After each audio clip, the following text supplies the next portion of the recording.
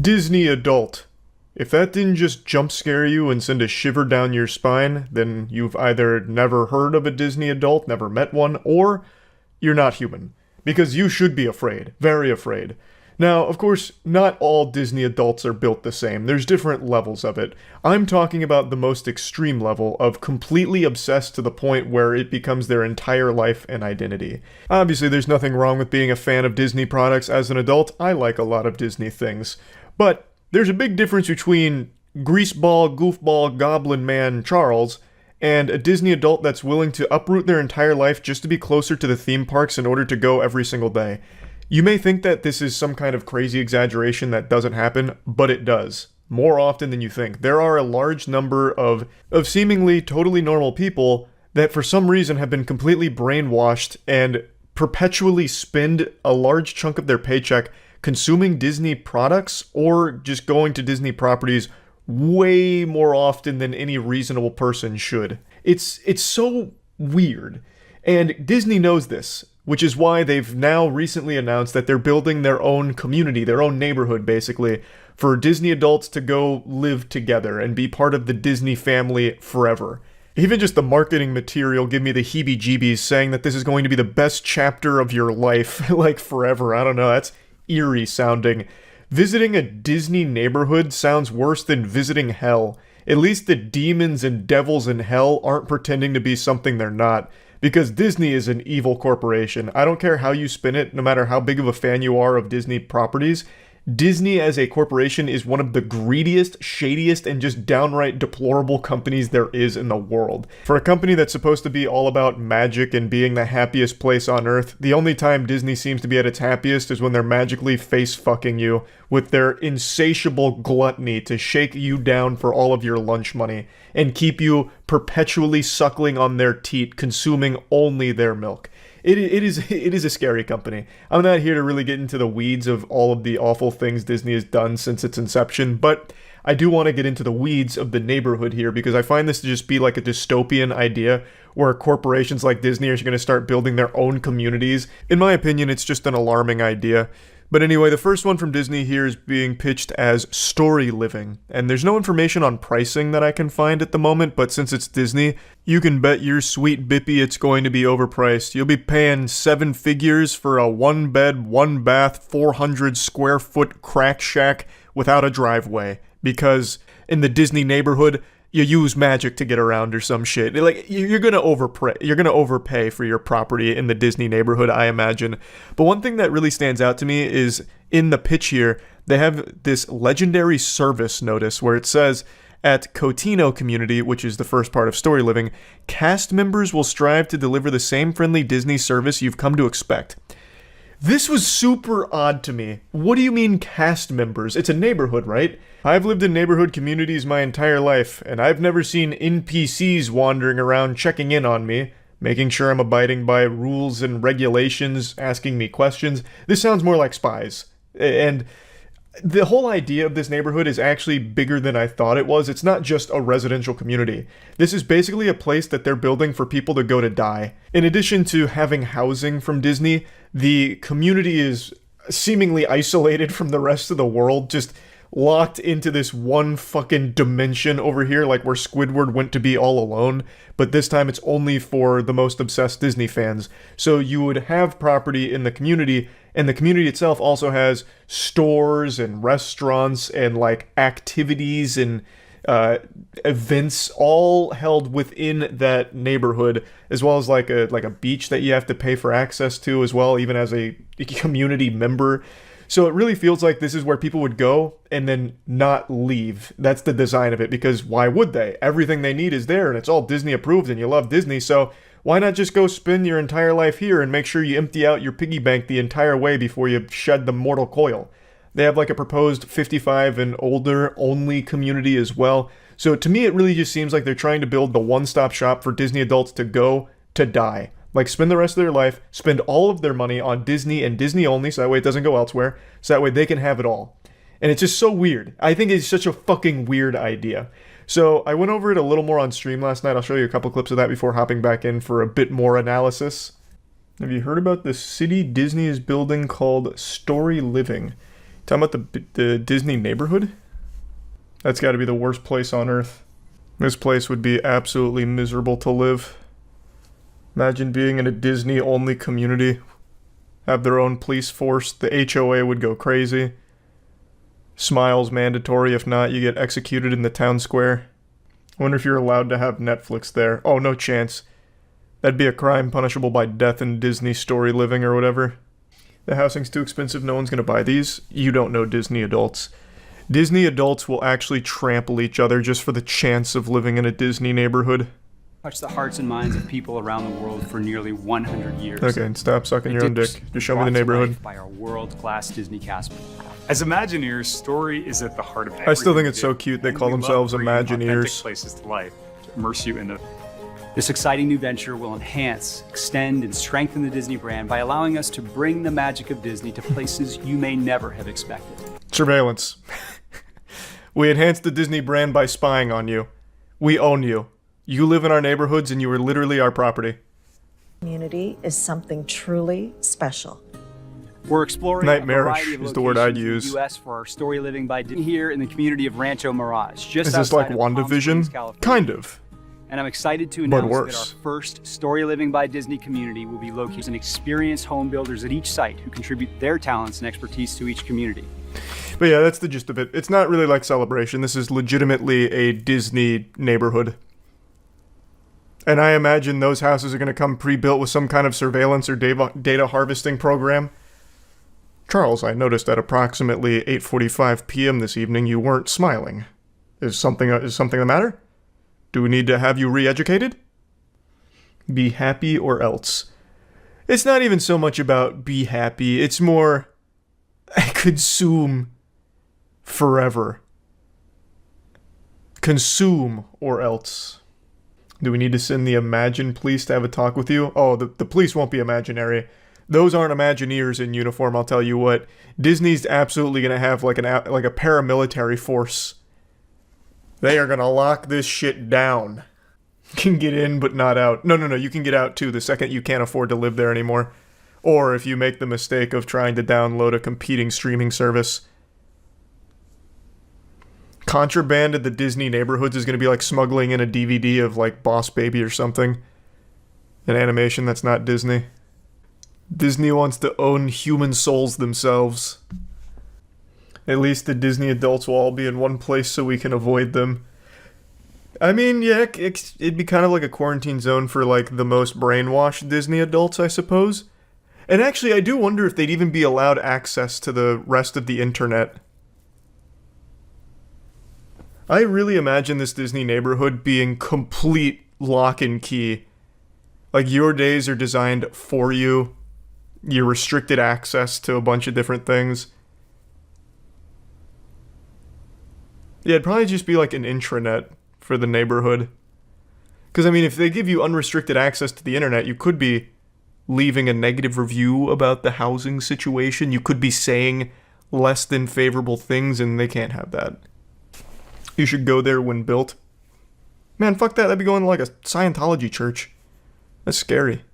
Let's go ahead and play around a little bit here, because I don't exactly know how this neighborhood's going to go, but knowing Disney, I think this could end up being like one of the most outrageously strict places on the planet. I really feel there's a non-zero chance that they will outright forbid anything that's not Disney or Disney adjacent. Like, they won't have direct competition. I wouldn't be surprised if you can't even Amazon Prime packages into your Disney neighborhood house.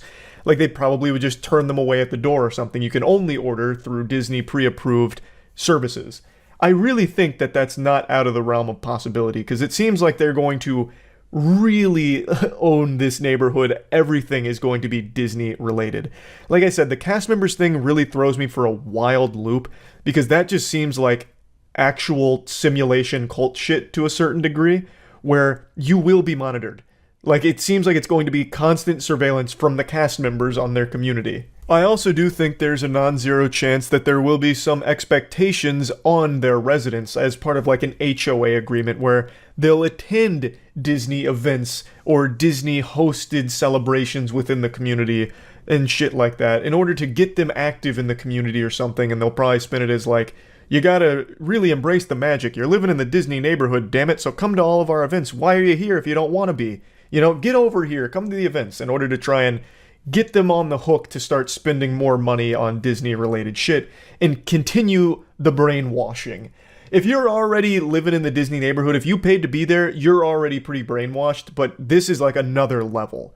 This is a completely different level where you are just completely submerged in Disney and Disney only, cut off from the rest of the world. Also, worth noting real quick, Disney has tried something similar before with a place called Celebration, which is, like, it's pretty similar to what they're pitching here with Story Living by Disney, but it completely failed. Celebration completely failed. It was a disaster for them, and I think they no longer have Celebration as like a Disney thing anymore. I'm not entirely sure, it's all kind of messy, but it was a failure on Disney's part to do this in the past. But they're trying again. They're saying, you know what? What about Second Breakfast? That was so good, I want to try it a second time. And they're going with Story Living this time. But they've broadened the scope, and they want to create all of these amenities for the neighborhood. And to me, it all just seems like control. Like, they just want to control all of your spending, then make sure it all goes back into Disney's pockets. This shit is scary. Also, I read something from Celebration back when it was still Disney's, where apparently the HOA was so fucking evil that they had some kind of clause where they could legally tell you that you have to get rid of your pets if they're deemed a nuisance or something. I only read a little bit about that from Google, so take that with a grain of salt. That could be all anecdotal and completely incorrect, but I wouldn't be surprised if Disney really did have something like that, and I wouldn't be surprised to have something like that in Story Living by Disney when they do build this. I really do think it'll probably be one of the most awful places to live, truly. Even as like a Disney adult, if you're a huge fan of Disney, I think living there would make you fucking hate Disney too. But yeah, anyway, I just wanted to talk about this a little bit. That's it. See ya. A little over a year ago, Disney overdosed on skooma, and their delusion really went off the rails when they finally launched their Star Wars Hotel experience. This was a prime receptacle for spitballs and tomatoes. Boos heard around the world because it was laughably overpriced and extremely confusing on what you were even paying for in the first place. It was initially announced like way back in 2017, and it was supposed to carry a price tag of $6,000 for a 2-night stay, but it could go as low as $4,000 as well. It's called the Star Wars Galactic Star Cruiser, and it's supposed to be a fully immersive Star Wars experience for superfans to spend 2 nights in this like underground bunker hotel facility that's supposed to be like a murder mystery, song and dance with all kinds of Star Wars characters, as well as a hotel, as well as fine dining. It basically just takes a ton of different things, threw it at a dartboard and said, okay, it's going in the Star Wars Galactic Star Cruiser, we're going to charge a fucking outrageous price. At $4,000 or $6,000 for 2 nights, I would expect to have a room on a legitimate fucking spaceship. With that amount of money, those rooms better be coming with that titty alien that Mark Hamill milks in the movie. Like, that is a crazy price tag. $1,200 per person per night? My god. You'd need to be like fucking Scrooge McDuck to be able to afford that, or the biggest Star Wars fan in the world who's willing to just dump everything into a 2-night experience. But what's crazy is, it looks miserable to stay in. Here's the rooms. Here's one of the 100 cabin rooms. It's basically like a little prison. Like, your children get these small pods in the wall. The bed looks rather small. Like, this is not what you would expect for this amount of money. You go to the goddamn Star Wars gulag. It's so startling. There's no windows. Like, keep in mind, there's no windows in these rooms. All you get is these little screens supposed to look like you're out in space, but it looks really dated. It doesn't seem like they put a whole lot of effort into that, but I haven't been, so maybe it's cooler in person. But there's no windows, so you're basically going in there into like a goddamn stasis chamber there, 2 days away from the world. And when you're not forsaken to your solitary confinement room on the Star Wars Galactic Looney Bin, you get interactive theater out the wazoo, which to me sounds like one of the circles of hell somewhere, where you can't escape theater and people in character for Star Wars 24/7. That just seems way too much. So the pictures I'm getting are from a video from DFB Guides, who went over the entire Star Wars hotel experience, and overall it's just an expensive, confusing, jumbled mess from everything I've seen. And this opened only a little over a year ago, and it's already closing. This was a complete disaster for Disney, I imagine. Of course, I'm not their fucking accountant. I can't flip through their books here and double check. But I just can't imagine at that price point, as well as how awful their marketing had been for it, that it was financially successful for them. They're writing it off as like a business decision that they've decided to close it so shortly after launch, but that doesn't make any sense. That just sounds like a bad business decision if it was doing well. It's 100 cabins, clearly a very expensive endeavor, and they're already giving up after a year. When this shit launched, it had terrible publicity. Like, they made these marketing pitches that gave people no insight into what they were paying for. So people already started kind of wiping their ass with the whole idea of even staying there or considering it. It turned everyone off immediately, and it's never recovered. Now, it's worth mentioning, among the people that have paid a visit to this facility, the majority of them are saying that they enjoyed it and that it was worth the cost. I don't know if that's genuine or if it's some level of brainwashing where they paid so much money that they convinced themselves that they had to enjoy it, thus they did. But people did seem to like it when they paid all that money for it. And that makes sense because if you're a super fan of Star Wars, there's nothing you're going to dislike about it. You're just perpetually inundated with constant stimulation of Star Wars shit, so I imagine most fans probably would have loved it. I still don't know how you could really like the rooms, though. Even in all the videos I've seen and all the people that visit the rooms, they are super small for how much you're paying. You are not getting, like, a luxury cabin. It's very much like a summer camp, like band camp fucking cabin here. I'm still a bit baffled by the decision to have the guests stay in these tight, windowless quarters.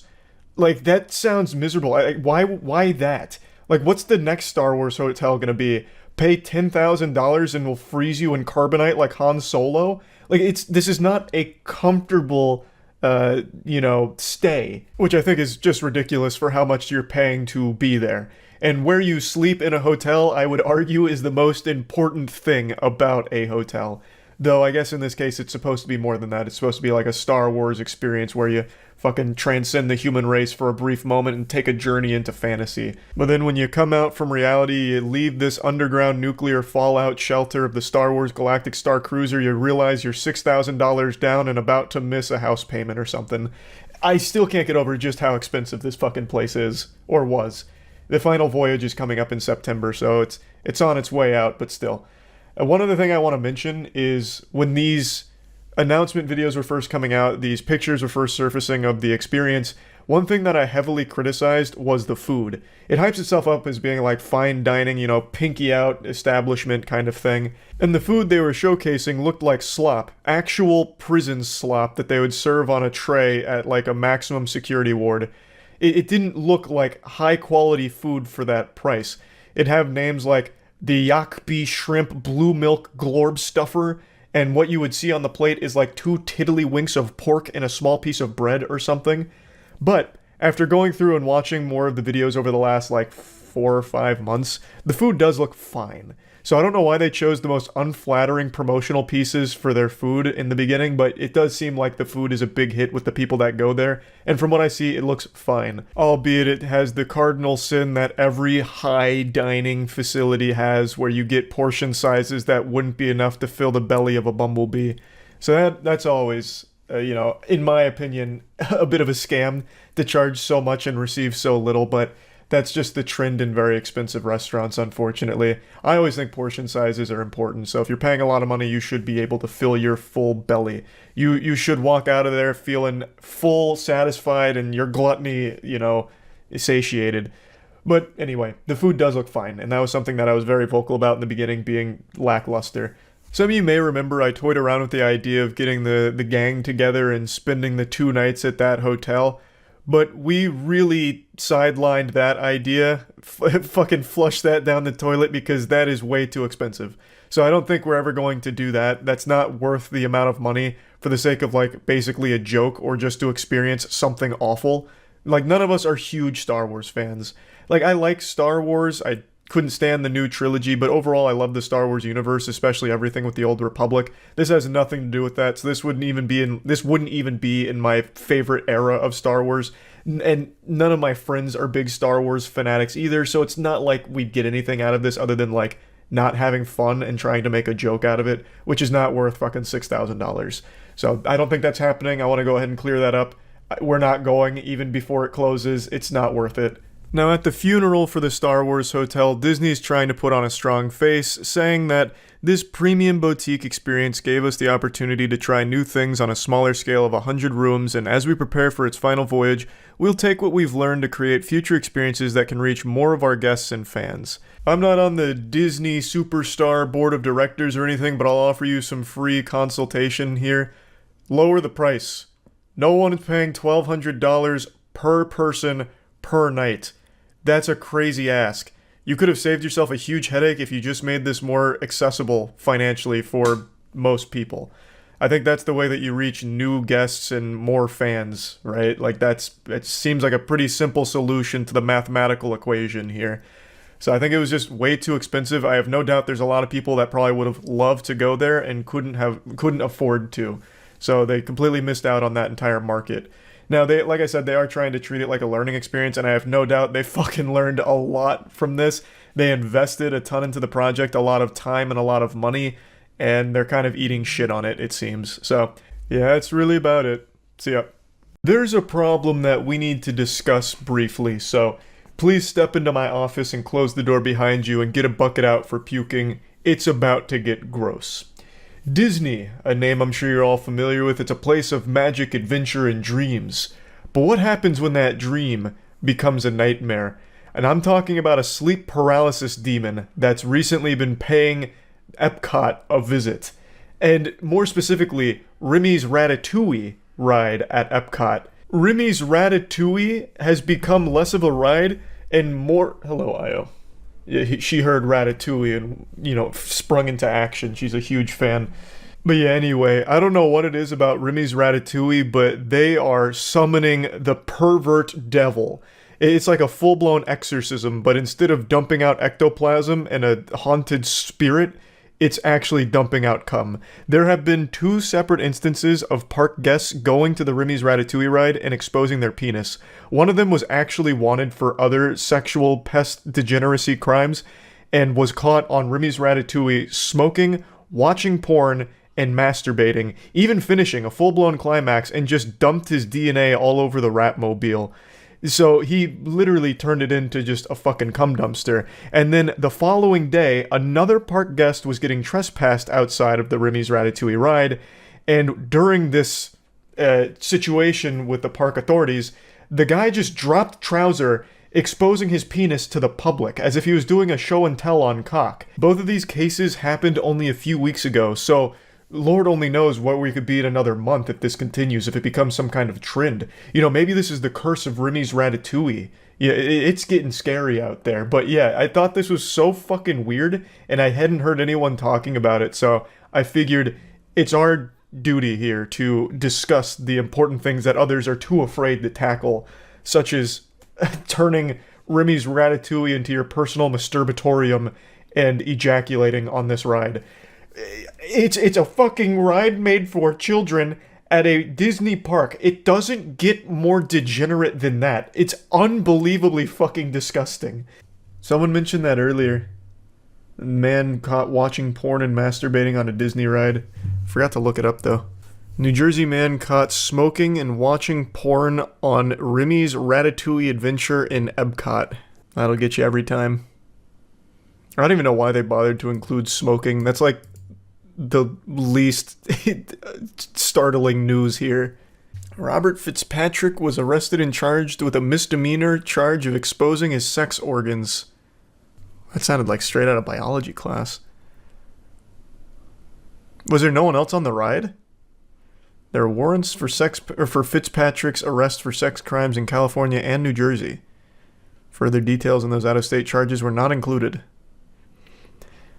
Disney cast members were first leery of Fitzpatrick when he wanted to sit alone in a rat or ride cart on March 29th. Generally, guests share the cart with other people. It was suspicious that the guest was in the cart alone. Why though? Why would you ever want to do that? Is it the ride that brought it out of him, or just like that? It's not even like exhibitionist. It's like literally alone masturbating in a weird location. Several cast members monitoring the attraction and surveillance room saw Fitzpatrick smoke and touch himself. Twice they stopped the attraction and made a loudspeaker announcement that smoking was not permitted. They should have just called him out by name, like, Ryan, put out the stogie and put your dick back in your pants, please. Just ruin the magic for a moment. Ride continued on, and Fitzpatrick began looking at porn on his cell phone and put his hand down his pants. Fitzpatrick then pulled his penis out in the open and continued masturbating inside the ride cart. One cast member said he ejaculated before leaving the ride vehicle. Holy shit.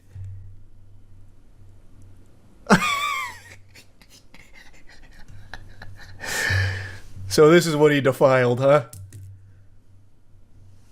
That sick bastard. Even the rat looks concerned. On Remy's Ratatouille of all places is nothing sacred.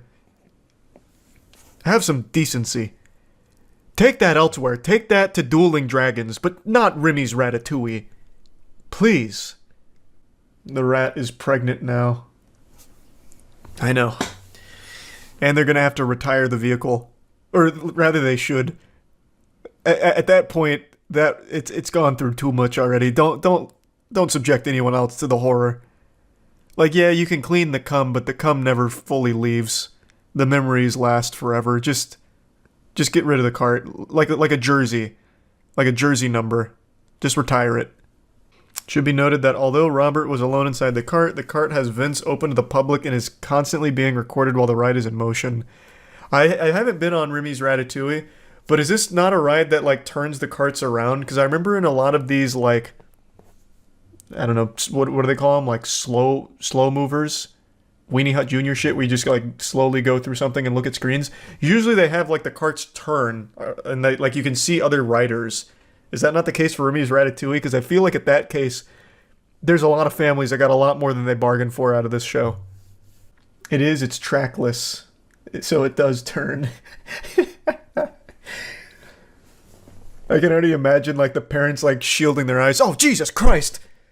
No, he's also got a chef in his pants and he's cooking over there. Please, God. No. Oh, my Lord. The following day, Disney and law enforcement dealt with a second incident at Epcot where another man was arrested for exposing himself. There's an outbreak. There's a plague sweeping through Epcot right now. Good Lord. Man, Remy's Ratatouille just really gets the juices flowing. A sheriff's deputy was back at Remy's Ratatouille Adventure on March 30th, where a Disney manager reported that Sherwin-Shayagon was constantly causing issues inside the park, the arrest report said. He threw items on the ground when authorities escorted him out of Epcot. Who is this? Sherwin-Shayagon? I don't understand. Is this the guy who exposed himself? Waited for a taxi to take him back to his hotel, and the deputy was writing the trespass paperwork when he pulled down his clothes, exposing his penis to those present. That went from a trespassing charge right to like an actual like felony. Pulling your cock out at a Disney park. Jesus. Also been charged with exposing his sexual organs, a misdemeanor, according to circuit court records. This feels like a really light charge. Exposing yourself is one thing, but exposing yourself in a children's amusement park is a totally different thing. Aren't those two... Isn't that like a more serious charge? It's not a huge crime because Remy from Ratatouille was pulling his hair, forcing him to do it. Yeah, imagine he's just been framed. There was also a Disney employee who got fired for filming 500 plus videos under women's skirts yesterday. What is happening at Disney? Jesus Christ. What?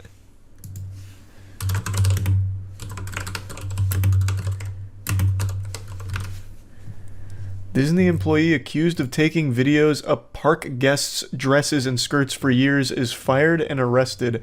Man, there is no magic left at Disney. Just terror. Authorities responded to Disney Hollywood Studios March 31st after an employee was witnessed recording an upskirt video of a female guest at the Star Wars retail store, according to an affidavit.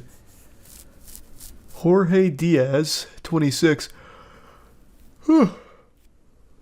told authorities in an interview that he had been taking videos of dresses and skirts of unknown females in Disney World theme parks for approximately 6 years.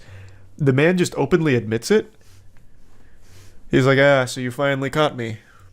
I'm like the Zodiac killer of upskirts. I've already filmed 500 plus videos. Diaz, who worked at the lightsaber store, told authorities he had what he estimated to be over 500 videos on his phone and showed multiple examples of the videos to detectives. This guy, seems very proud, happy he got caught. You guys finally got me. This is great news. Here, come check my camera roll. Look at these. He told the detectives he took the videos because it's hard to find them online and they bring him sexual gratification. Jesus fucking Christ, man. Holy shit. Absolute degenerate. Why is his bond only $2,500? He has been released from the Orange County Jail.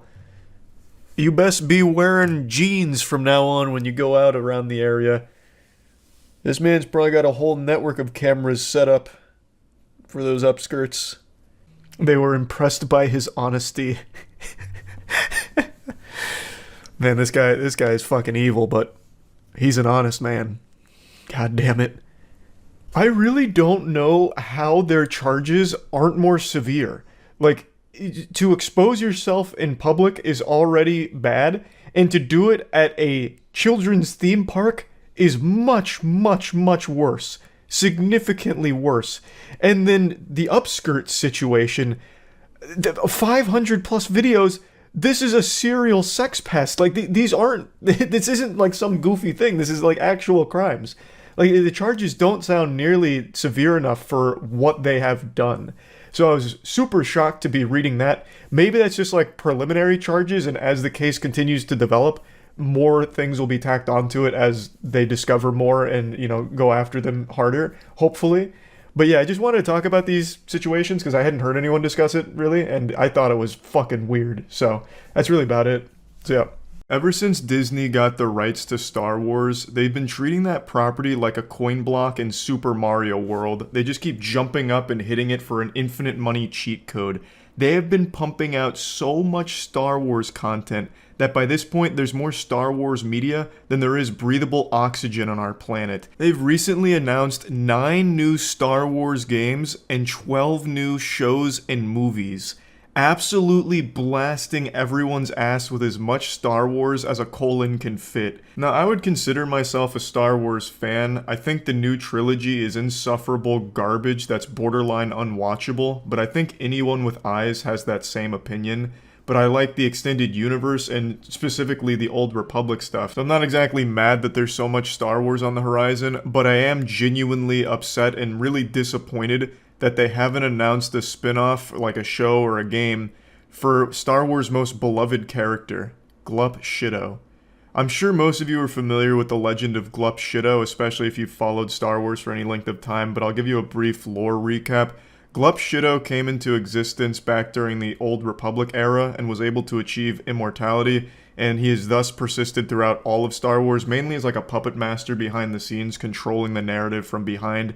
He's neither good nor evil. He's kind of like the Morbius of Star Wars. Glup Shido has grand plans that still haven't been realized even after all of this time in universe, and I just think Glup Shido was a prime candidate for a show or a movie, or probably both, honestly, to tell his story. And with a lot of people suffering from fatigue of being just inundated with Star Wars content, I think Glup Shido could have been the lightning rod to reignite interest in Star Wars as a whole. And that's really what I want to talk about today. So Glup Shido started as a meme on Tumblr, poking fun at Star Wars fans who always have the same fucking wild reaction whenever a new show or movie is announced, where people get extremely hype and lose their mind over recognizing a cameo of a character that no one's ever heard of, and they just go so crazy for it. There's always thousands of tweets and videos reacting to the new show and movie with them pointing at the screen losing their mind. Oh my god, they brought back Bung Dooble from that Star Wars offshoot cartoon 19 years ago. Then they just go like full primal caveman mode, like their favorite football team just won the Super Bowl, screaming like, ah, this fucking guy had 3 scenes in that cartoon from back in the day. I can't believe he's here again. I'm so happy. And I know a lot of people get upset about this, like just let people enjoy things. It's not hurting anyone. What's the big deal? And you're absolutely right. It's not a big deal. It's not hurting anyone. And there's nothing wrong with getting super hyped that Biff Dumperooski from Star Wars Rebels bathroom scene that lasted 4 seconds is back. You know, that's great. I'm super glad that you're excited about that. But there's also nothing wrong with joking about it either, because it's very unique to Star Wars fans in particular. They get excited for any cameo of any character that's ever existed in the universe at all. If you look at like other properties that have that same level of fandom, like Marvel, they usually only get excited for superheroes. You know, like if they recognize a superhero from the comic books or a superhero that's already had their own property, like important characters that they recognize, then they pump their fist and go crazy. But Star Wars fans get excited if they recognize a fucking prop from a movie 50 years ago, like, holy shit, did anyone else notice in the new Boba Fett episode, the stool that Boba Fett sat on at the bar is actually the exact same stool that Han Solo sat in during the Christmas special of 1979. This is fucking incredible. They brought the stool back. The continuity's insane. I'm bawling my eyes out and I haven't stopped crying. This is amazing. You know, like they just get super excited for like background characters and background shit that no one gives a fuck about and no one even knows exist outside of like a few people ever. And today was a great example of it and why I'm talking about Glup Shido, because there was so much new Star Wars information announced as well as trailers and stuff. And some people noticed a character popped up briefly, a character they recognized from something else. And it was a bit of a hype fest on Twitter for Gungi, a Wookiee Jedi. I don't know anything about Gungi. I've never heard of Gungi before, but people were going wild, and thus Glup Shido's name was brought back into the mega mix here, because this was a certified Glup Shido moment. I, of course, looked into Gungi, and it's not exactly a prominent character or anything. It's the very definition of a background character from everything I see here. They appeared in the Clone Wars and only have indirect mentions elsewhere. And people were going wild for it. And if you want another example, on the same day, they also announced Babu Frick will be appearing in Mandalorian Season 3. And you guessed it, people went ballistic. They had Frick fever. Babu is back. This is a trend with the Star Wars fandom that dates as far back as the original trilogy, with things like Admiral Akbar as well as the musicians. I actually think they're called jizz players or something like that. There's always just been, in Star Wars, people that go wild for these background characters that nobody else even really notices half the time, except for Akbar. Most people still remember Akbar. But for the most part, it's characters nobody has ever heard of ever. And they just go wild when they see them in any capacity at all.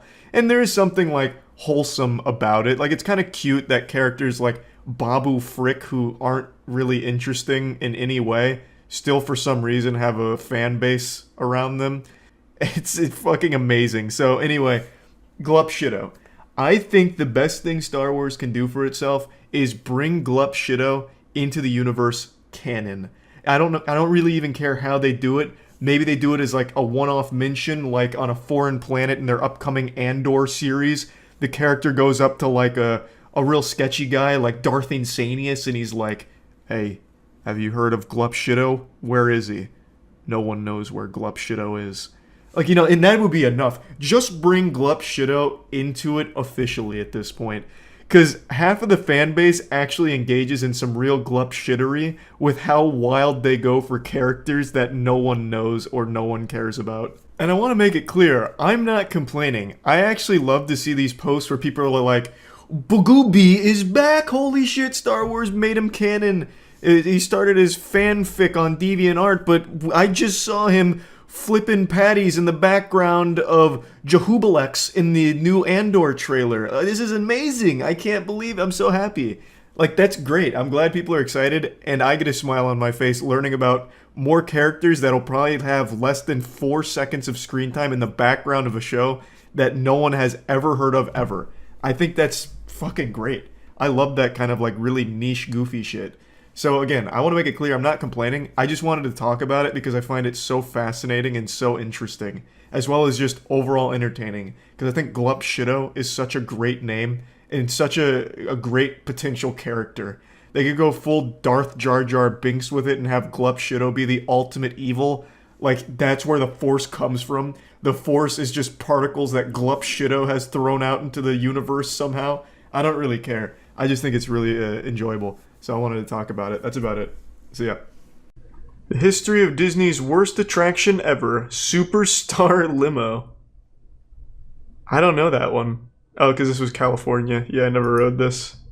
The big cheese. I'm not the big. I wish I was the big cheese. This is the big cheese. Oh my God!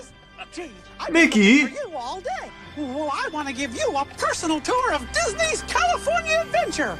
Ooh, what do you say we start with a ride on California Screamin'? So, Mickey? Yeah, this looks like shit. You know, Mickey, I think this is the beginning. Sounds good, of a monkey. theme park. You betcha. It wasn't. And now the story of a company in panic and the one CEO who just couldn't seem to catch a break. So was Michael Eisner like the worst CEO It of Disney is the ever? fun plan. Like, this guy seems to fucking suck. He can't get anything right. 2 years later in 1984, it was Take it becoming easy, increasingly Queen. clear that despite Epcot's Thanks to recent success, 8-track. Disney as a company was not doing well. A string of box office failures from their studio and big budget projects for the parks had brought Disney to the lowest point in the company's history. The fuck is and Splash? many feared a takeover. In a bold move by the company, Oh, then wait. CEO and President Ron Mil- then by the company, Hold on. Is this the, Yeah, hey, wait, I know Splash. When I was a kid, there's a scene in Splash where the mermaid has her titties out. And you can see side boob. I used to pause that scene occasionally. It wasn't my go-to movie, but I used to watch that occasionally to look at titties when I was a young man. I'll just type it in. Splash titty scene, maybe? Splash titty? Nope. That, whoa, wow. I don't know what I was thinking with that. I don't know if I can find the scene, but yeah, it's a classic. If you've seen the movie, you know what I'm talking about.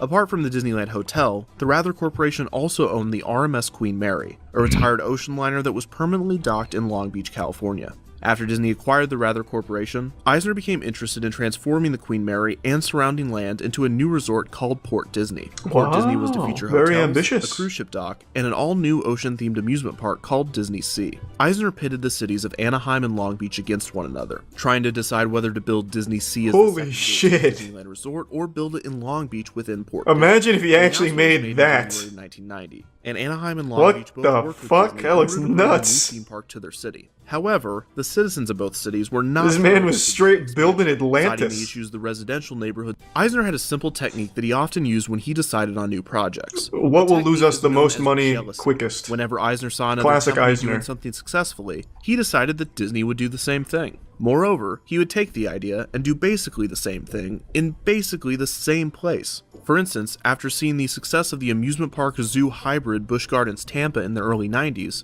he greenlit Disney's Animal Kingdom. The park was just over an hour from Busch Gardens. After seeing the success of the Church Street Station nightclubs in Orlando, Florida, Eisner greenlit his own nightclubs in So this Pleasure guy Island was just at the Disney plagiarized. Marketplace. Pleasure Island was And about still half an hour couldn't from do it Church Street right. Station. So when Westcott was canceled and Disney returned to the Fucking drawing board, Eisner. it wouldn't be long until, since the Disneyland Resort at the time provided His such a whole short career was distance just to copying vacationers, homework many of the guests badly. would go explore the other. This concept would develop into the plans for California Adventure, a California-themed theme park to be located in the already California-themed California. Concept art for the park was released in Who cares about California that much? Canceled. If you want to Release date experience of California, just go Adventure outside featured in everything California. from soaring above you. In the Hollywood section of the park, there was to be a Who needs a recreation of fucking the tribute to the California? observation What deck the and fuck? former restaurant at the Los Angeles International Airport, which was being renovated by Walt Disney Imagineering around the time that California Adventure was in development. This was to be the show building to one of California Adventure's Oh my god, this word is attractions, losing meaning. I've heard it so many Superstar fucking Limo, times. a high-speed dark ride that would Eisner take proposed the guests on a California, ride California popular section, chase California in As California guests Adventures, boarded the California, attraction, they would be greeted by Michael Eisner. For instance, guests would fly past the famous Tail of the Pup hot Thanks, dog Valentine. stand We with actually a watched large all of man Chains in of Love. rhinestones creating sounds of flatulence. But as guests turned the corner, it would become clear that this was actually Elvis Presley squirting mustard onto a hot dog. The ride ended with guests reaching the Chinese theater, only to have Eisner tell them that he would have to cancel the contract because they had been caught by the paparazzi.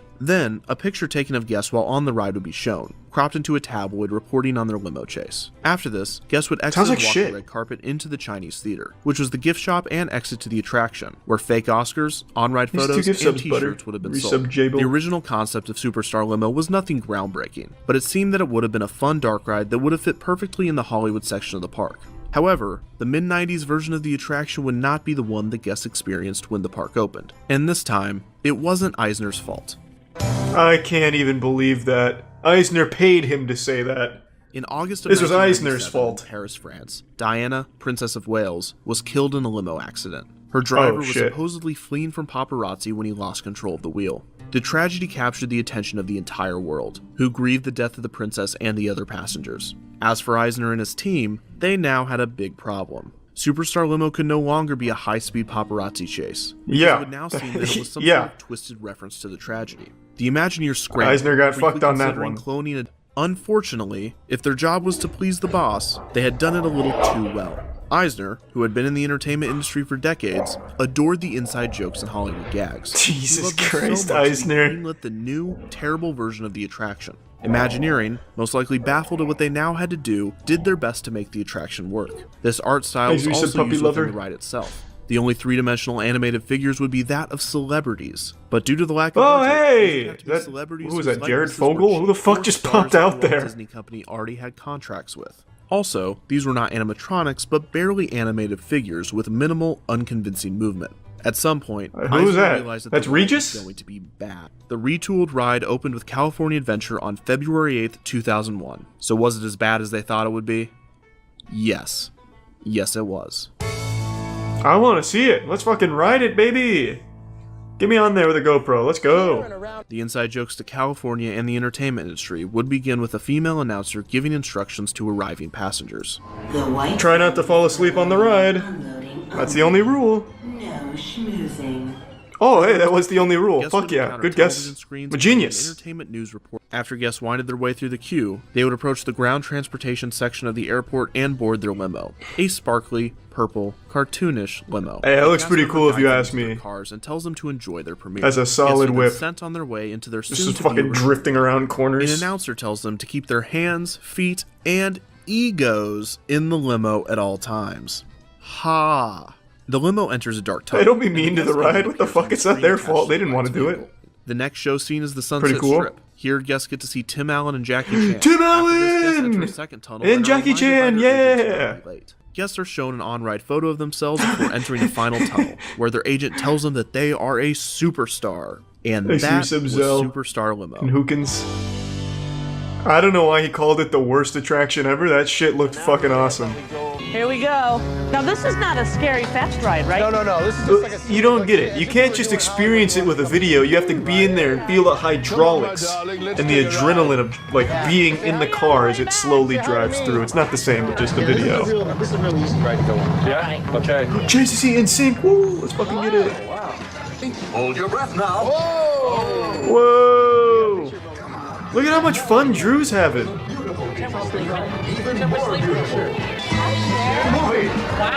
Wow, this is one hell of a ride. Hollywood favorite, Whoopi Goldberg. Yeah, we're having fun.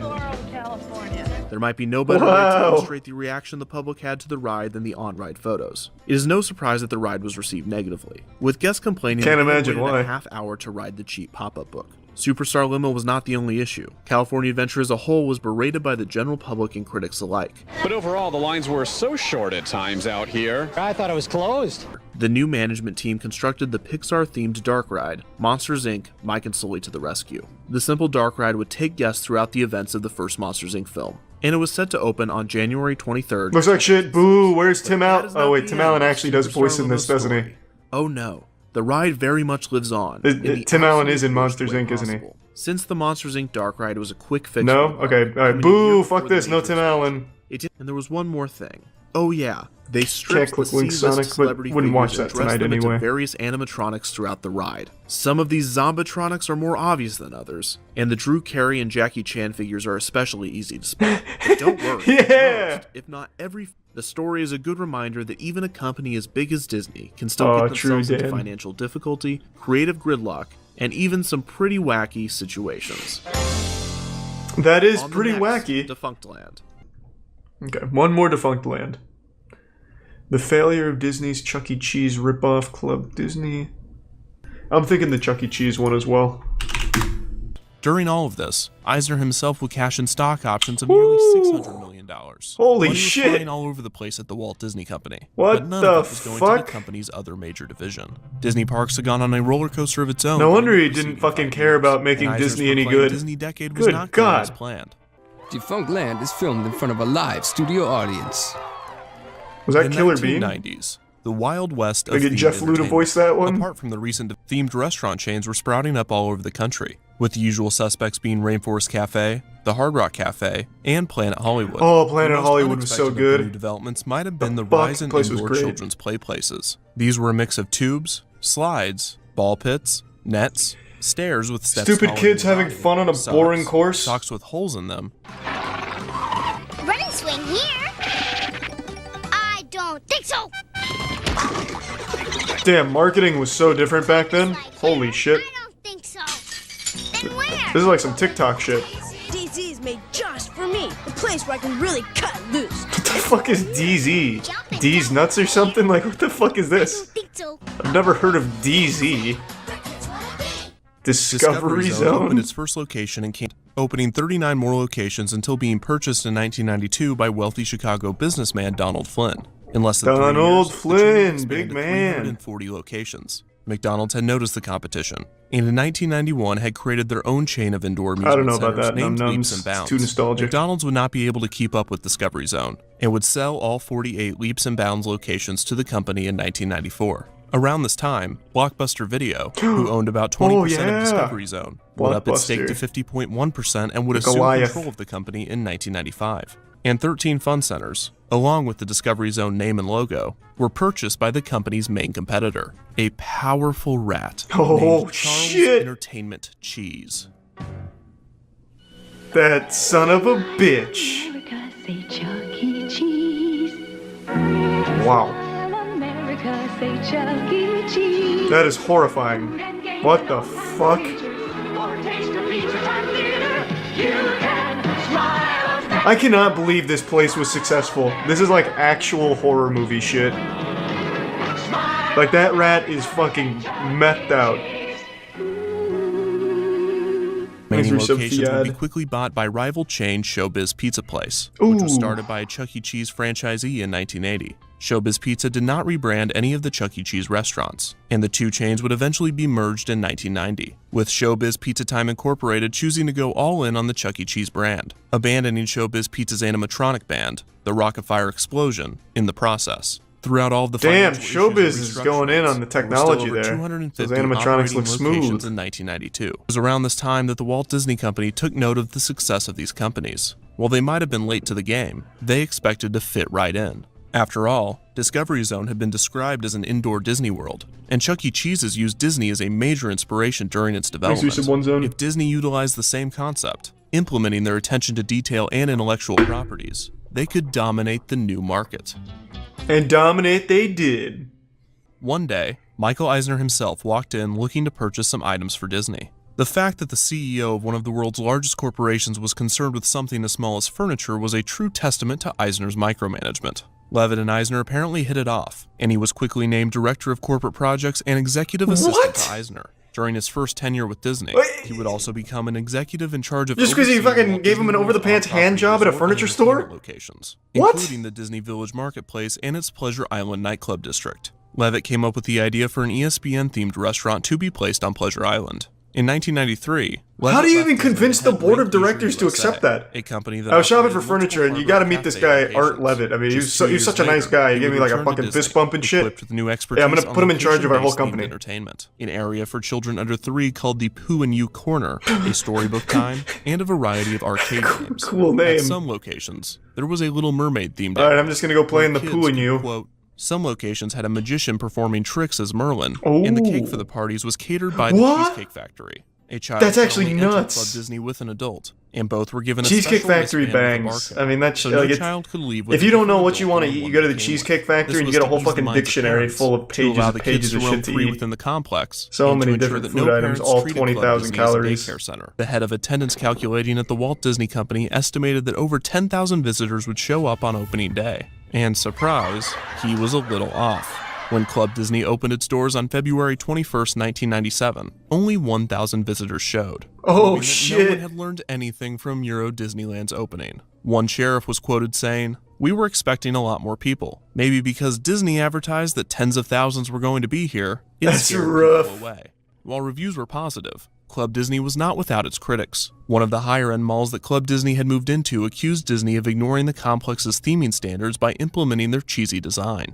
Also, parents complained about the price of admission, especially the necessity for a separate adult ticket, as they were not participating in the club's activities and were required to be there. True. Club Disney It's pretty also scummy. proved that Disney was best off not teaching anything ever. The company was cutting costs across the board, and Club Disney became another casualty of the financial issues. The chain was closed on November 1st, 1999, having never expanded past its original 5 locations. Jesus Christ. This was around the same That's time rough. that Discovery Zone ceased its operations, leading many to believe that Thanks for indoor finding play some settings were Axis. just a fad of the 90s. Appreciate it. Thank you for the As Chuck E. generosity. Cheese's would prove, there is some longevity to the concept, so long as you innovate or evolve. As for Disney Regional Entertainment, Chuck E. Cheese Club hasn't Disney fucking would be the evolved. What are you smallest talking of their about? 3 projects. Another Why is it regional still chain fucking Levitt weird? would create was ESPN the complexes were Zone. part bar, What a cool part place restaurant, to be. Part arcade, part gift shop, and part broadcast studio. It was such a hit among sports Thanks fans for that there 5 were gift apparently subs points sucks, where and the guests 5 would have gift to be subs man dragged didn't out for start. staying an The excessive amount back-to-back of gift time. subs. The ESPN Zone would also put on the ultimate couch potato competition, a sitting competition that challenged participants to watch TV without falling asleep or getting up, only allowing a bathroom break every 8 hours. One year, the winner What? watched TV for 3 straight days. What the fuck? Wait, what? ESPN No Zone way would be someone in didn't Baltimore die on from July deep vein 11th, thrombosis. 1998. No way. The brand would grow to a total of 9 locations. Okay. Now I definitely want to do Defunct Land, but I saw this earlier. Apparently he made something on Disney Quest.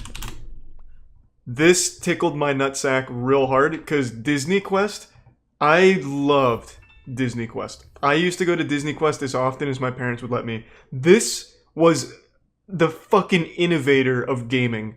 Like, this shit was so cool. It was a 5-story arcade just filled with chaos, prepubescent hormones throughout the air. Everyone just enjoying cutting-edge technology. Like these goofy fucking games. It was so fun. So, I'll give you a brief lore update. Disney Quest was taken down in 2016. They demolished Disney Quest to put up a fucking NBA experience where you go and just play basketball, like you shoot 3-pointers. You pay $20 to shoot balls, and then it's a merch store, so you just get like NBA merch, and then you can shoot 3-pointers a little bit. It's fucking terrible. It's dog shit. I like basketball, but I don't know why I would pay fucking $20 to just shoot 3-pointers. It's dumb. But Disney Quest, in its death throes, like when it was on its way out, was one of the saddest places you could ever go. I went 5 months before it closed, and I didn't know it was on its way out. I went in late 2015, and it was fucking sad. Half of the games didn't work. There were actual shit stains all over the floor. It hadn't been cleaned in so long. There was only 4 employees that I could count on all 5 floors. It was absolutely disgusting. It was so sad to see it in that state, man. But I wish instead of demolishing it, they just upgraded it. Like, it's still such a good idea. A 5-story arcade is so cool. However, Disney Regional Entertainment was not even created until over a year after the GameWorks announcement. So did Disney copy the idea? It's certainly not the first time. Yeah, they've fuck yeah, they concepts did. Under the It's helm of Disney. CEO Michael Eisner. The They'll question steal shit. is, Who gives a fuck? Why?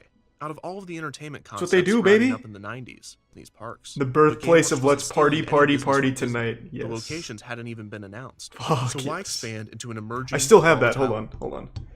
This is one of my prized treasures. Oh yeah. This is where it all began. The humble beginnings of Charles's music career, Disney Quest. Let's party, party, party tonight. Oh, it's so good. Buy 6 pounds of chocolate we're gonna lose control. Yes, sir, and lose control we did. That place is fucking buried now. Play it? I don't have a CD player. I mean, I made a video with it. I can just play the excerpt, I guess. Oh, yeah. This song slaps. This song fucking slaps so hard. Woo! So at Disney Quest, you could make your own songs, and this is what I came up with. And a DJ too.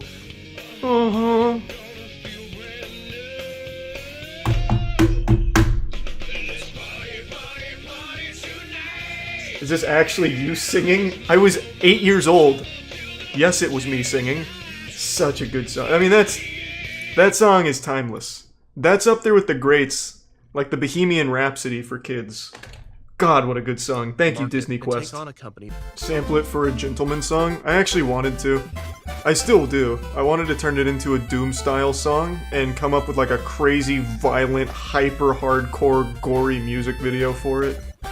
Though it had been implemented into specialized use for fields such as medicine and engineering Maybe since the 1970s, and the virtual reality Solaris. technology wasn't seen as ready for consumers until the 1990s. One of the first commercial uses of the technology would be the insertion of virtual reality pods into arcades, malls, and movie theaters. These had horrible graphics, constrained movement, high costs, and generalized filth.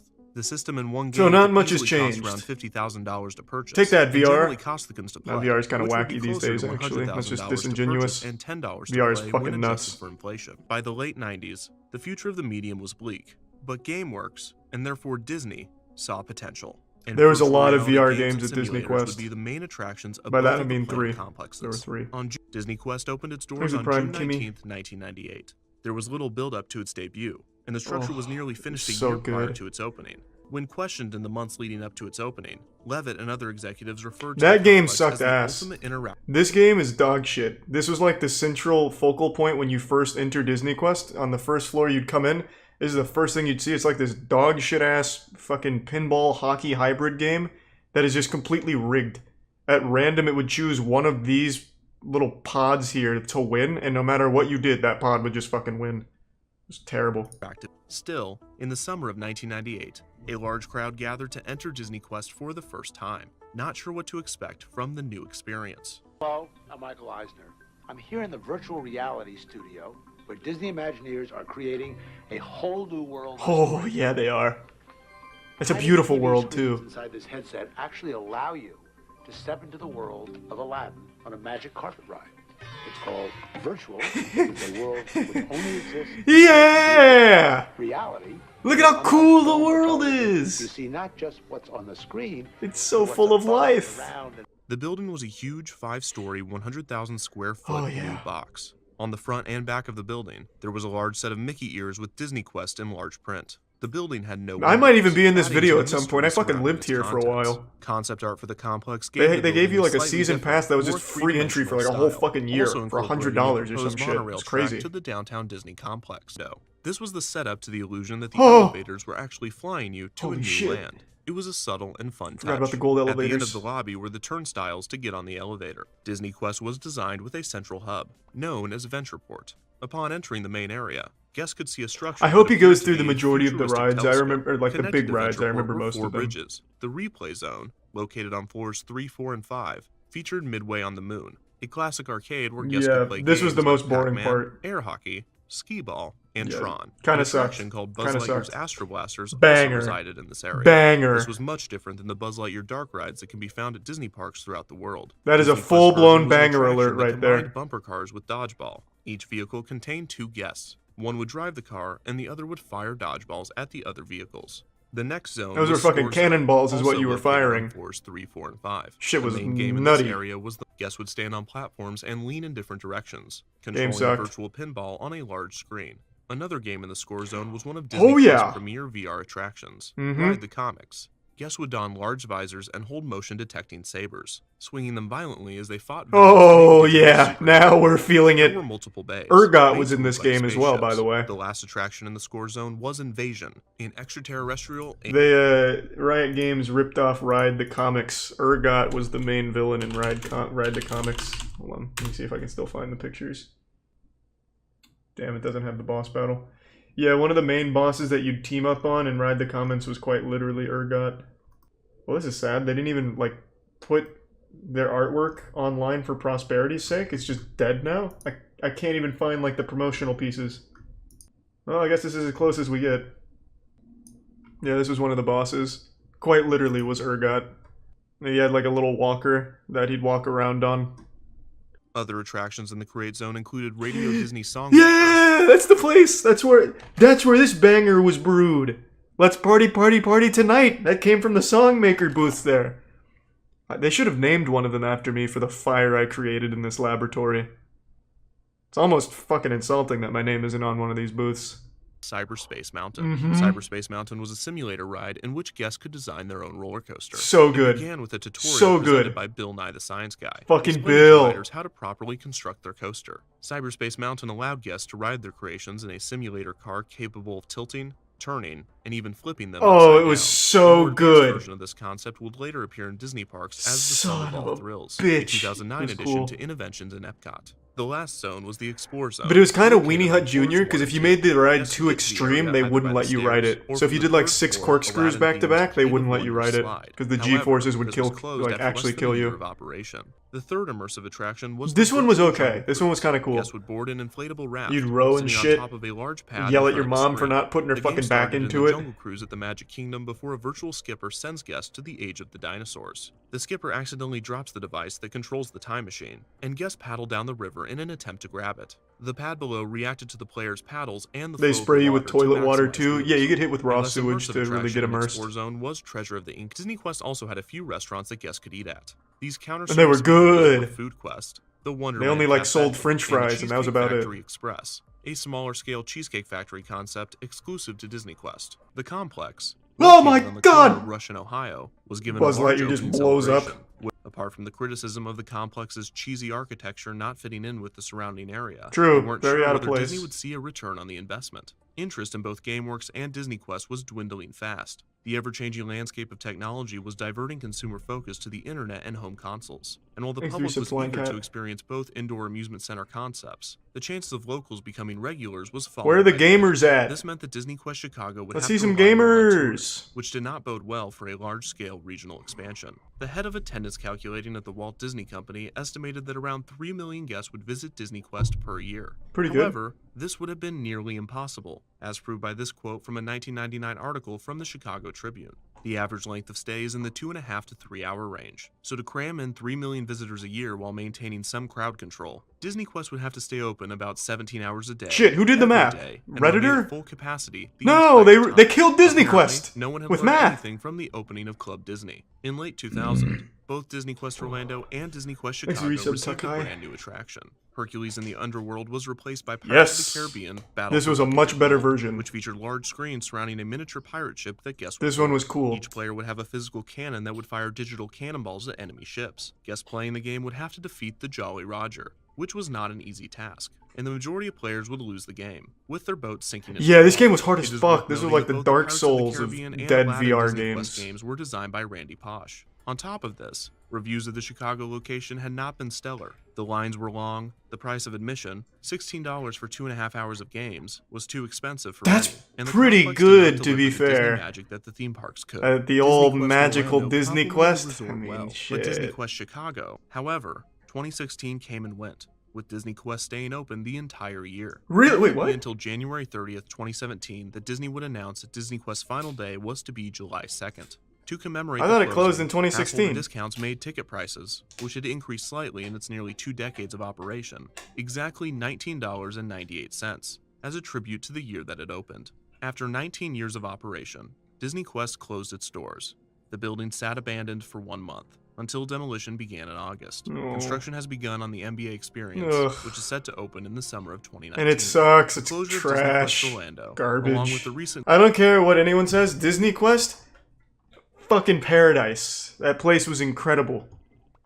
Except if you went there as an adult in like 2015, because that shit was just sad. He invited his teenage son, Breck, to come along with him. After a tour of Disneyland, Breck expressed the sentiment that the park lacked a cool factor. This worried I don't know if Eisner, everyone and on he this began ride, Cole, but we'll conducting see. exit surveys. This gave Eisner the idea to incorporate another sci-fi movie into the parks, Ridley Scott's Alien. Because I know when I think of Disney, I think of this. That's pretty cool. I love the thought process. The Alien ride was to be like Buzz Lightyear's Space Ranger spin. Oh yeah, But that's instead of the only shooting good ride laser there. beams at Zurg, you're in pitch black darkness shooting shotguns at murderous aliens. The head Imagineers were appalled by the idea, and they convinced Eisner that this would be a horrific addition to Tomorrowland. However, a small group of young Jesus, Imagineers NIT. weren't ready to That's let horrible. the idea go, and they found a Sorry to solid hear he's doing excuse that. to pitch it again. An attraction called Mission to Mars was in dire need of retooling. This original attraction would be called Extraterrestrial Alien Encounter. In 1994, test audiences experienced the show for the first time, and they were horrified. Many Cowards, complained that it was too pussies. scary, but Eisner didn't agree. Holy shit! Alright, everybody, here comes Mr. Alien. God, this guy fucking sucks. Oh God! Real glass? Actually, just blows real glass into the crowd. That'd be nuts. Not good. So the attraction was broken into 3 parts. Guests enter the Tomorrowland Interplanetary. I'm confused. So you just sit there and like video watch showcasing some the upcoming alien escape? showcases at the center. He shows the audience an example of XS Tech's teleportation technology. Oh. The focus of the main show they are about to see. No, you may not get out. You're a lucky volunteer. During the 6 months in between the soft open and the grand opening, some parts of the pre-show were tweaked to be more sinister in an attempt to scare children away before the real horror. Yeah, take that, likely done in this dumbass section. milk drinking, Sir decides diaper to wearing test the kids. technology on a Yes, very. Hello, everyone. I recalculated our plan. You see, if we bring one of So this you is all here, the well, pre-show to the just alien get to meet ride? one of you. However, if I'm teleported to Earth, I can meet all of you, shake each hand, and personally answer all your questions about the wonders of Thanks to Excess. some I'll Golden be with you Warrior. in just a moment. Prepare yourselves for an unforgettable encounter. During the Man, they process, put a lot of however, effort into mistakenly, pre-shows. I never an noticed. alien for instance, many audiences didn't realize that the alien had the ability to fly, so dialogue was added to make it more clear. Spin lock. Since when I can't does see a flesh fucking have thing. Wings? Wink. Also, Eisner noticed that the audience was screaming over integral plot details, so the ride's pace was changed and this line was added. People of Earth, quiet! Listen to me, please! Don't scream!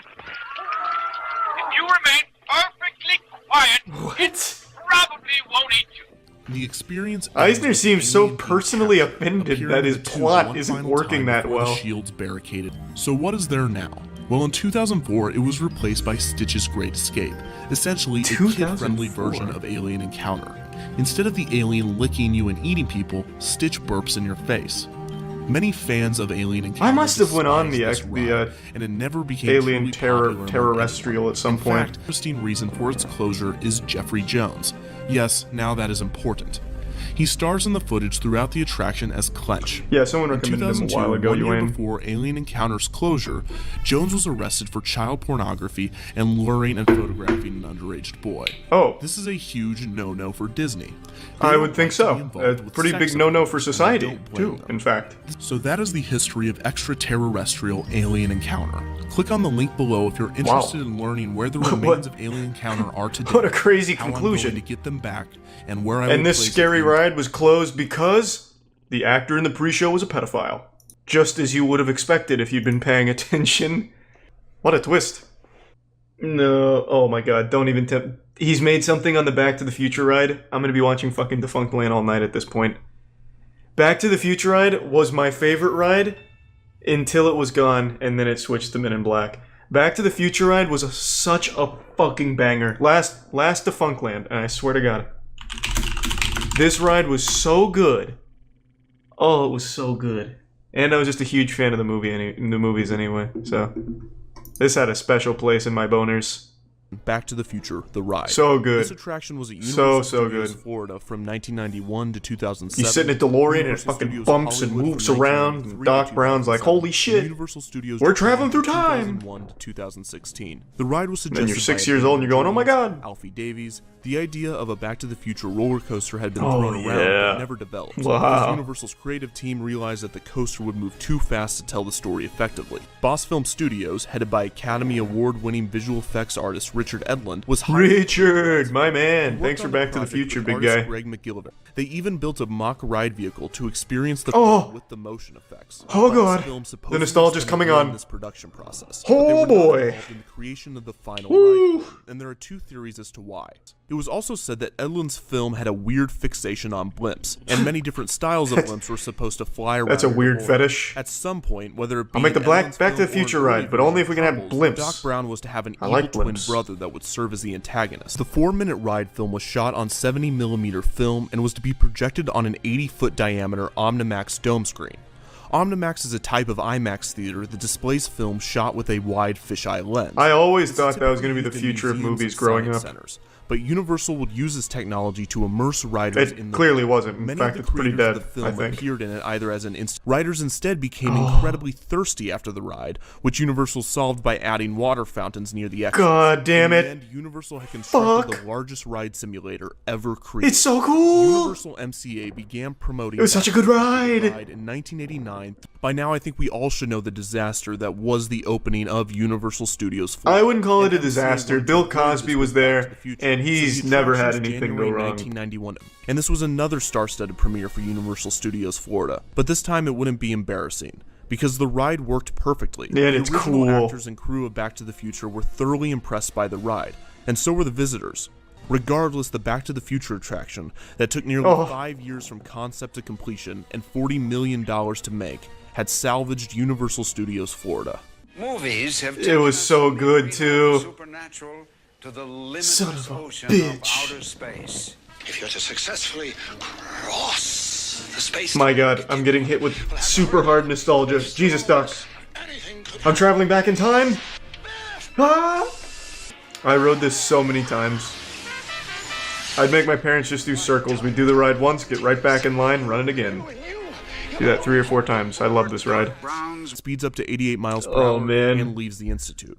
The Omnimax Dome created an incredible... I hope he plays the entire video. And the DeLorean had It's so exceptionally good. jerky movements, but this belief would be broken if guests simply turned their heads to the left or right. They would see 3 other cars. There were actually Yeah, but nobody did that. It was like 12 Knight's individual Honor. rides, 2 domes. Don't There were ruin 3 it. tiers of DeLoreans as the 2 cars fly through time, visiting 2015 Hill Valley, and oh look, it's a styrofoam cup left on the model table. They then crash into the clock tower and visit the Well, Ice you Age ruined the ride and for me. I the hate it Stasis now. period, where they encounter a dinosaur and a lava fall. Biff loses control of his DeLorean and begs Doc to help him. The guests are able to successfully Oh, man. sending both back to the Institute, where Biff is taken by security. Doc thanks the guests It's and so reminds them that the nostalgic. future is what they make it. So why did it close? Well, theoretically, the lifespan of the ride was always limited, as they did travel to the future of 2015. So if the ride would have survived long after that, it would have seemed outdated. This We've wasn't a never strong seen reason, but it still 2015, fit though. within the movies. The actual reason is that Universal wanted to move on to newer franchises, as they did with Jaws and Confrontation and many of their other I'm glad they previous kept the Mummy ride, though. Universal That ride's Studios still so Florida good. decided to shut down. However, the Ugh. Japan version of the ride wouldn't close until May 31st, 2016. The Back to the Hey! Future rides in the United Not States bad. would be replaced with. Also, the new ride would be completely animated, while Back to the Future's ride filmed used stop-motion animation and models to pull off its effects. The Simpsons rides would officially open. I don't in even May think of I've ever been on the 2007. Simpsons The ride. Japan version of the ride would be replaced with another simulator attraction, Despicable Me Minion Mayhem, which can Ew. already be found in the. That said, there are people on the internet attempting to recreate the original IMAX reel, and they are also doing some other interesting things that I'm going to talk about in a moment. What? So that is the history of Back to the Future. Wait, so we have I like wanna some take another serious minute Back to the and Future answer a very fans out popular there. question, which is Defunktland a real thing? They're just My answer to rebuilding this the is entire currently ride no, from but scratch. I want it to be. Yep, but you know what still exists? The Mummy ride. Because The Mummy is the best movie ever made. Also the Men in Black ride, because that's the most fun ride there is. I don't even know why they even still have like a souvenir shop for the Men in Black ride. Or The Mummy, for that matter. I don't think that merch is really flying off the shelves anymore. Most people don't remember either one. Well, I guess Men in Black more, though, because one just came out like a year ago with Chris Hemsworth, and it was really fucking horrible. From about the ages of 2 to 10, I lived in Orlando, and I was a really outdoorsy kind of kid, which I know is probably surprising for most of you here, considering I'm like a fucking basement goblin now who rarely goes outside for more than the gym and the movie theater. But growing up, I used to always like to be outside in Orlando, and I used to love theme parks like Universal and Disney. But among these titans was a little guy named Fun Spot, who I felt never really got the credit it deserved. Fun Spot is an amusement park that's 1/8 the size of the big boys. All the fun and joy of an amusement park, but in the fucking surface area of a takeout box. Fun Spot is basically the Bing of theme parks. Yeah, it exists, but no one really thinks about it. Fun Spot is absolutely great though, and it's some of the most patriotic shit I've ever seen. Jackson's still visiting from Australia, so I thought definitely gonna take him to Fun Spot. This shit is as American as it gets. The only thing more American than Fun Spot is a fucking Bass Pro Shop. So we come to Fun Spot, and it's like you're entering heaven's pearly gates. Just look at this beautiful entrance, letting you know you're in for a rip-roaring great time. What do you think of Fun Spot, Jackson? It's beautiful. Gotta really get in there. Real life guitar skills.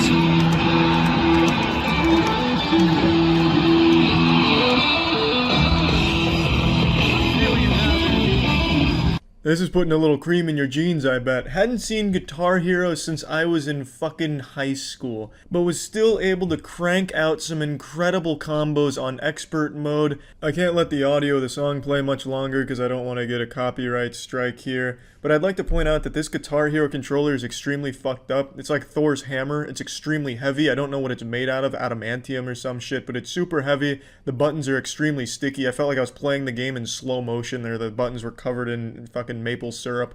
And also when you're strumming, the strumming feels like you're trying to start a fire between two bricks. It is extremely hard, but I was still able to do decently on expert. Andrew damn near full comboed the bitch, but he plays guitar in real life, so obviously that's going to translate here. Also, a lot of the audio that I filmed is unusable yet again because walking around Fun Spot sounds like you're walking through a park in Roller Coaster Tycoon, just constant screaming and hollering, which is great because that's what Fun Spot's all about, the thrills and the joy.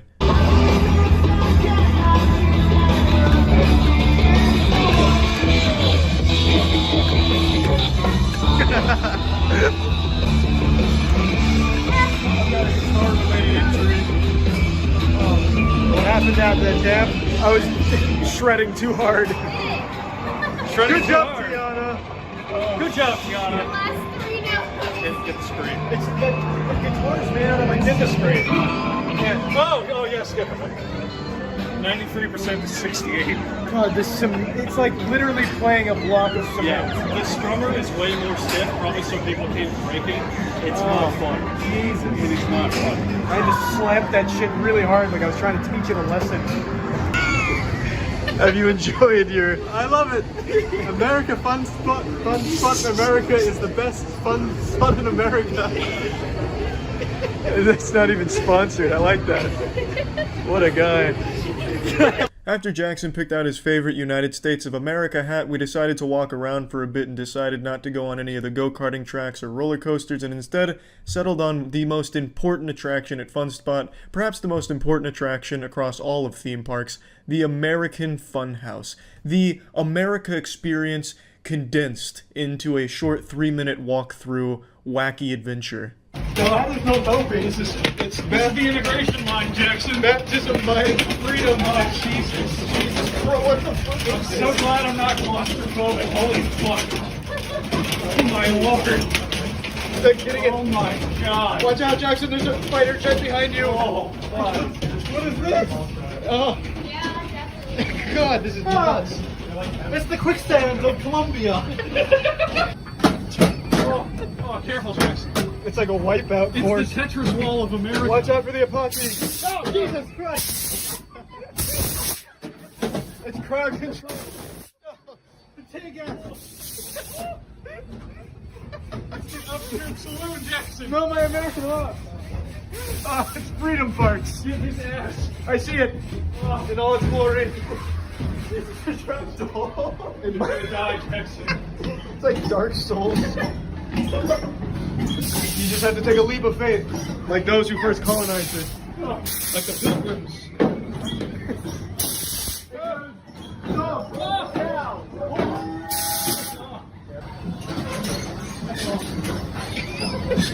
Jackson, look out, it's free healthcare money.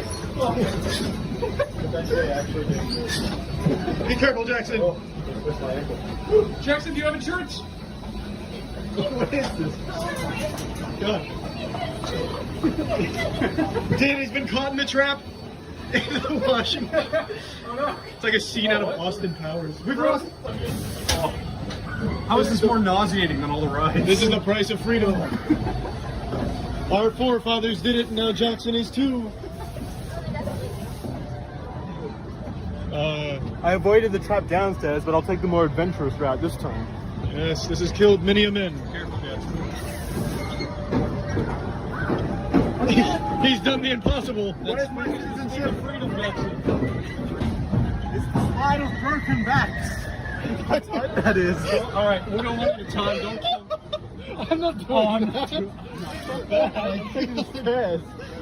Well, someone's got to do this. You do it. All right, let's do it. Oh, there it is. Tell us if freedom rings. Yeah, baby. She's gonna plow into a child at the bottom. Just her body, but without the head. X, I'm taking the stairs. Yeah. Fuck that. The Great Hurricanes. That's the Florida experience. You've emerged an American. You entered a boy and you came out a man. I'm a citizen. A free man. Citizenship program. What a hero. Rifle. It's like the Fun Spot slogan says, if you're not having fun, go fuck yourself. Obviously, being born and raised in this country, I've been through this American wacky wild funhouse plenty of times, but this one was special. This one felt like the Oregon Trail. There was something very unique about this American box of fun, and I have to say, it's just like Fun Spot says, you'll have fun, or fuck you. That's the way, boys. Onwards. Hi-ho, stallion! Buckling up. It doesn't fit. Get ready for some intense G-forces. It's like Red Dead Redemption 2 in here. Have you ever ridden a carousel? I think so, a few times here and there. An American one? Nothing like this though. Nothing as free and liberating as this. Of course. Oh, this is adorable. I want off. Oh yeah. Gianna, be careful. Yeah, be careful. You're not strapped in. safe. Gianna, how could you? You're not safe with that It's speed. not proper ride procedure.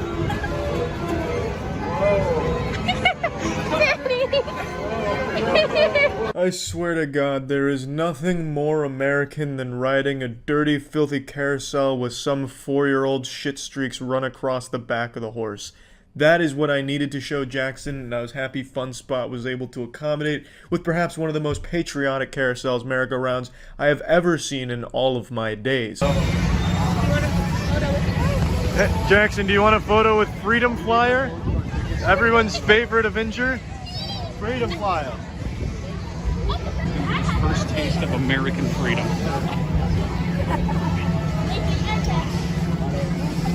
Pose like a... Yeah, give us a Freedom Flyer pose. Yeah, there you go. There it is. I know. I couldn't believe it either. The Freedom Flyer, everyone's favorite superhero. They also had a Statue of Liberty as well, like a small-scale Statue of Liberty monument, but I didn't see it until we were leaving, so we didn't get a chance to get a picture with it or anything like that. But that's kind of like the whole thing with Fun Park. It's basically like a Japanese tiny meal kit. You know, those like small meals that you can make from Japan that are like the size of something that only a mosquito could eat. Basically the size of Mr. Krabs' World's Smallest Violin. It's like that, but for theme parks at Fun Spot, and it's great. We didn't go on the Freedom Flyer ride, unfortunately, but I imagine if we did, we would have come off the roller coaster with fucking war paint on our face, grown 3 inches, and had a crew cut by the end of it. That shit was just super fucking American, and it was just a really all-around great experience. I think Jackson really got a full ass pounding of American culture with an arcade. There's some go-karts, roller coasters, of course the fun house, the walk through, the tour of America. It was incredible. Just absolutely incredible top to bottom. And it's a shame that Fun Spot isn't talked about up there with Disney World, Universal, and Chuck E. Cheese, because it's nuts. It's fucking great. That's it. So yeah. I have a friend named Jackson. Some of you know him from the official podcast, and Jackson is visiting from Australia for the next 10 days. And like most grizzly, hard-working men, Jackson has a hobby. Some men's hobby includes watching football and titties, drinking beer from a boot up their ass. Jackson's hobby is a little bit more innocent. Jackson enjoys the simple pleasures of building Lego Star Wars sets. So naturally, one of the first places I wanted to take him was the place where dreams come true, Legoland. I'd only ever been to the park one time, and I didn't really enjoy it when I was a toddler. I just kind of viewed it as Disney World's disappointing brother who was addicted to meth. But I was going in with an open mind and open ass this time around, really ready to take in just the Lego joy, and give Jackson a day that he will always look back on fondly with a wet spot in his pants. So let me show you the journey through Legoland. We fucking made it, boys! Now the first thing that we all took note of and were all surprised about was that the park was predominantly filled with children. Based on the way Jackson always talks about Lego Star Wars and the building process, I was expecting the park to be filled with MIT graduates and full-blown architects. Does it smell like real Lego? Does not smell authentic. It smells like Le Pen. Oh god, they've had us yet again. Where did those come from, Jackson? Yeah, can you trace the origin of the Lego bricks? The child labor factories? Smells like an 1886 yellow brick designed by George Lego himself. I'd like to just call attention to Jackson's hat. This is a hat we found in the park. It says best day ever, and it's not kidding. In fact, I think it's underselling it. This is a day none of us will soon forget. It was quite the adventure. But then we have to carry it around everywhere. We could drive it around. We can drive it. It's child-sized. Yeah. You'll let fit in? You build your own motor. It's like a landfill of Legos. There's so much disease in there that you're touching. Just run your hand through it. Alright. Yeah. Oh, that's nice. These are the ultra rares. Ooh. ASMR Legos. The forgotten pieces. My god. It's a bucket of trash. After rummaging through various Lego stores and after Jackson's shock and awe and jubilation wore down a bit and simmered, we realized that we had come in time for one of the world's best and most famous water shows, the Brickbeard's Assault. I can't quite remember the exact name, but it's basically, in essence, a tyrannical, menacing pirate named Brickbeard has just raped and pillaged the good towns across Brickwater, and now it's up to us, the audience, to go in there and stop him and put an end to this evil reign of his. And it was quite the show. I'll show you some of that. And it's honestly a shame that Brickbeard isn't a more well-known name. I know everyone's heard of Shamu from SeaWorld, but I can't even believe that people aren't talking about Brickbeard constantly or begging for a Brickbeard feature-length film. You know, you have the Lego movie, Lego Batman, but where's Brickbeard? Far, far away. That's Brickbeard, Jackson. No, that's his dad. Brickbeard Senior. Good lord, Brickbeard's going for it.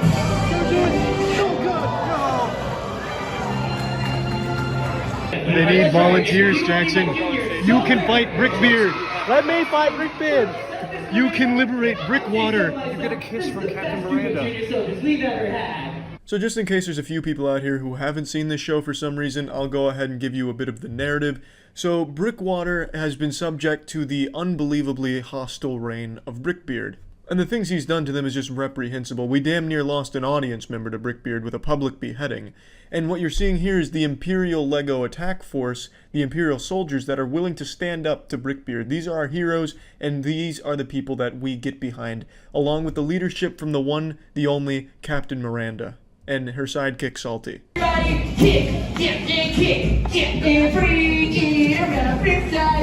think I know it now. It's the Brickbeard Shuffle. Jesus Christ! It's Brickbeard!